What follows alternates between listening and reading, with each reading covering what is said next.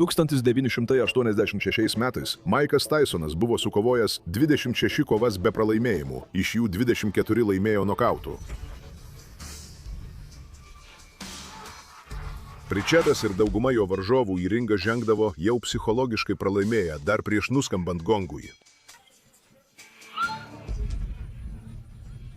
Tačiau tą naktį Atlantic Cityje buvo žmogus, kurio niekam nebuvo pavykę nokautuoti.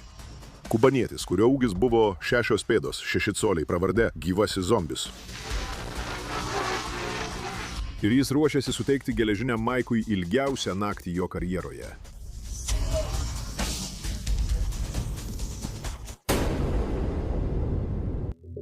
Jose Rivalta į boksą atėjo ne dėl šlovės.